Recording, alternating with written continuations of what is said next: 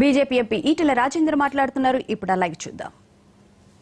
దీని మీద తెలంగాణ రైతాంగం ఏ 69 లక్షల మంది తెలంగాణ రైతుల ద్వారా రుణమాఫీ జరుగుతుంది, మా అప్పుల ఊపి నుంచి బయటపడతాం, మేము ఎగబెట్టిన రైతులు ఎక్కడున్నారా అంటే తెలంగాణ ఉన్నారనేటువంటి అవమానం పోతుంది అని చెప్పి ఏదైతే ఎదురు చూసిందో వాళ్లకు నిరాప ఇంకోటి లేదు. ఇవాళ ఈ రేషన్ కార్డు పెట్టామంటేనే రెండవది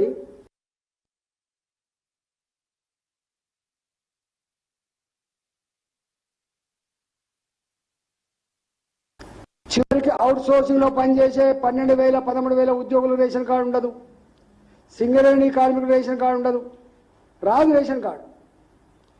అంటే వీళ్ళందరూ కూడా ఊళ్ళల్లో 2 ఎకరాలు 3 ఎకరాలు భూమి కలిగి ఉండి వ్యవసాయ ఆ మట్టిని నమ్ముకొని ఊరిని వదిలిపెట్టలేక ఆ వ్యవసాయ అందాన్ని విడిచిపెట్టలేక వ్యవసాయం చేస్తున్నావు, వాళ్ళందరికీ నువ్వు ఎగనామం పెట్టినట్లు లెక్క, అంటే నువ్వు ఇవ్వనట్లు లెక్క. నువ్వు రైతు రుణమాఫీ చేయవు. ఇవాళ అంటున్నారు ఎవరైతే ఇన్కమ్ ట్యాక్స్ పే చేస్తున్నారో వాళ్ళకు కూడా నువ్వు ఇవ్వమని అంటున్నావు. ఇన్కమ్ ట్యాక్స్ ఇవాళ పెద్ద పెద్ద కంపెనీలు మాత్రమే ఇన్కమ్ ట్యాక్స్ పే చేస్తలేవు.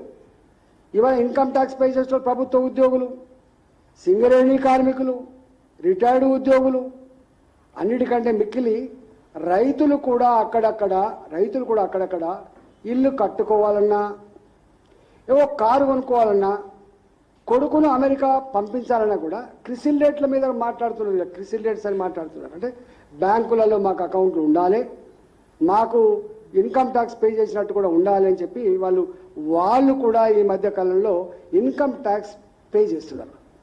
5,000 పే చేస్తారా, 10,000 పే చేస్తారా అంటే ఇన్కమ్ ట్యాక్స్ పే చేస్తున్నారనే పేట నిజమైన భూమిని నమ్ముకున్న రైతులందరికీ కూడా ఎగనామా పెట్టే ప్రయత్నం చేస్తున్నావు. దీంట్లో నేను అడుగుతున్నా రేవంత్ రెడ్డి గారిని, సరే నీ మాట చాలా స్పష్టంగా అర్థమైపోయింది, మోసం చేసే వాళ్ళని నమ్ముతారు కాబట్టి మోసం చేస్తున్నా నిన్ను నమ్ముతారు, తాత్కాలిక నమ్ముతారు.